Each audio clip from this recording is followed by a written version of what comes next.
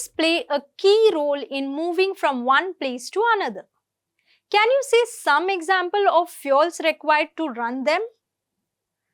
Like vehicles, how do humans and other living organisms obtain their energy?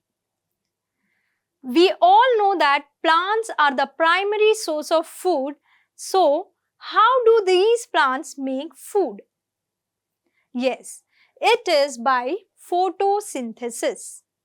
In this module, we'll verify the facts related to photosynthesis through experiments and learn interesting things about them.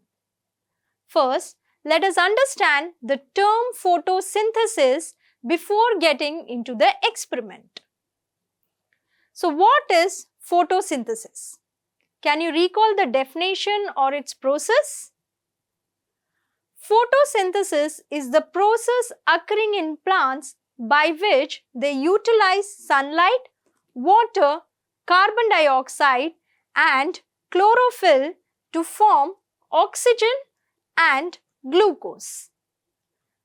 It converts light energy into chemical energy. From the basic definition, can you tell what are the requirements for photosynthesis?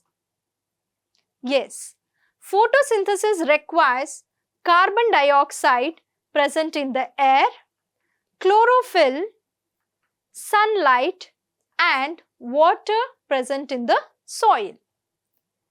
We know that plants produce food in the form of starch, which is a type of carbohydrate.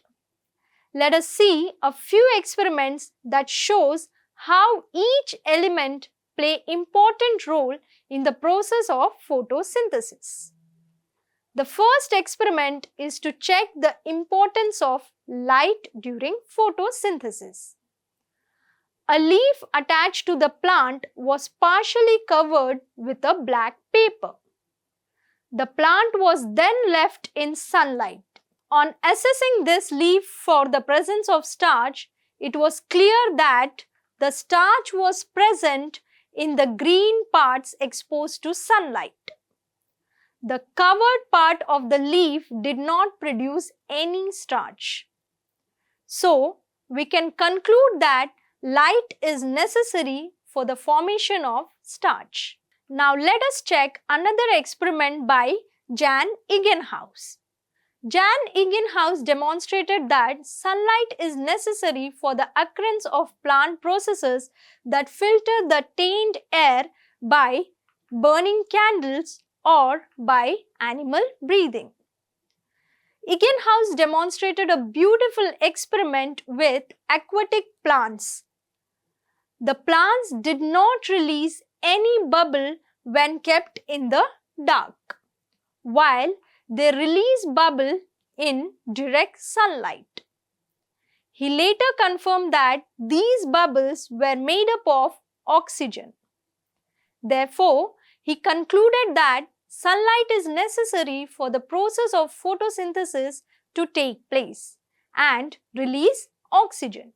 We have seen how essential light energy is for the plants to prepare food.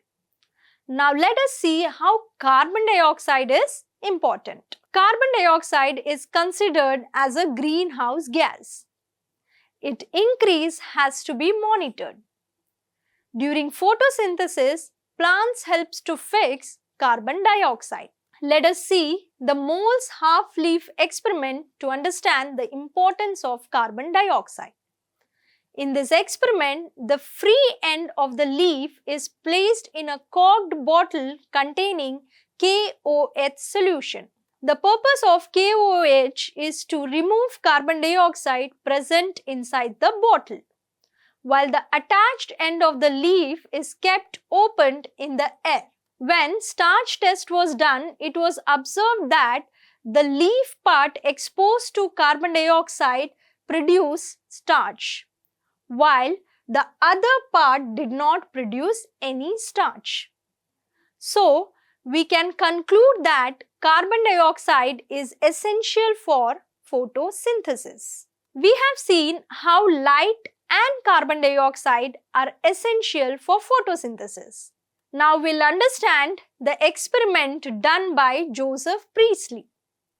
This experiment was to show that plants release oxygen during photosynthesis. This experiment was done in 1770. Priestley showed the role of air in growth of green plants. In the experiment, he found that if a candle is left burning in an enclosed space, it extinguishes quickly. Likewise, a mouse that was placed inside the jar without oxygen supply also died. Through these experiments, he concluded that burning candle and breathing mouse used oxygen as fuel, which depleted all the oxygen available in the jar. He tried another way to prove the requirement of air. When a mint plant was placed in the same bell jar, the mouse stayed alive and the candle kept burning. After observing the experiment, he concluded that plants contributed to oxygen in the air that was utilized by the breathing mouse and the burning candle. Is it not an interesting experiment to know how mint plant helps to balance the carbon dioxide and oxygen requirement for all of them to survive? Now, we'll investigate to find out what happens after the usage of carbon dioxide and light by plants. The plants make food in the form of glucose and store them in the form of starch. Julius Van Stach in his experiment found that the glucose appears in green parts of the plant is stored as starch in different parts of the plant. Not only did he infer about glucose, but also he proved that chloroplasts have chlorophyll, which is essential in making starch. Chlorophyll is the green pigment found in the chloroplast. Chloroplast is the membrane-bound cell organelle found in the plant cells. Next, we'll try to understand the overall process of photosynthesis through T.V. Engelmann's experiment. He experimented on the algal species of Cladophora using a prism and found that plants uses light energy to produce food during photosynthesis.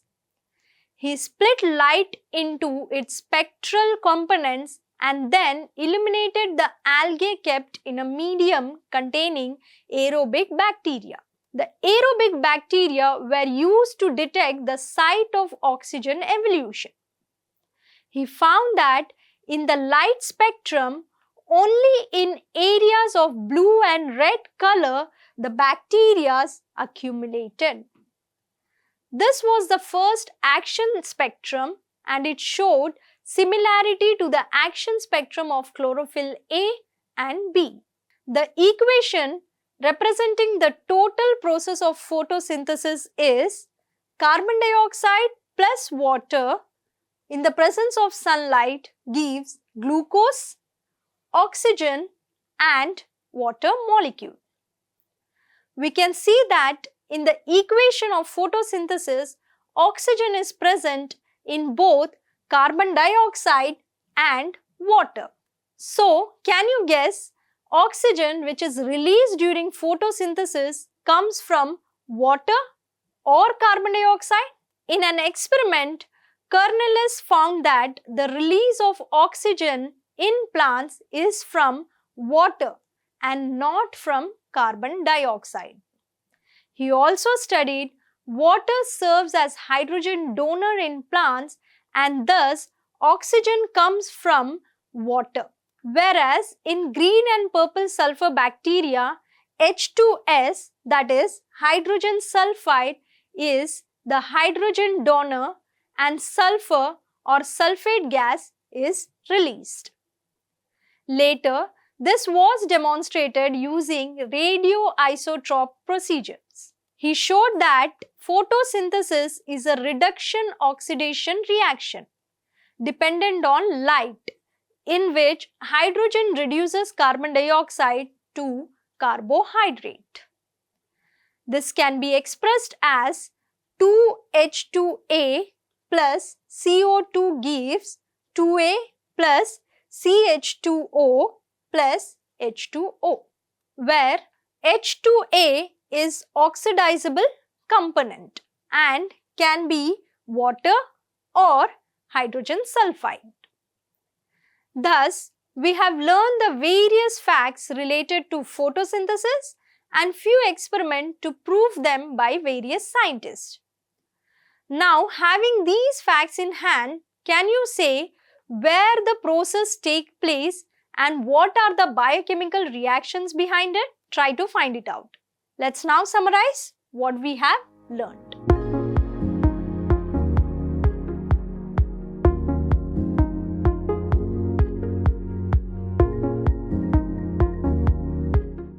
Manorama Horizon. Learning made simple.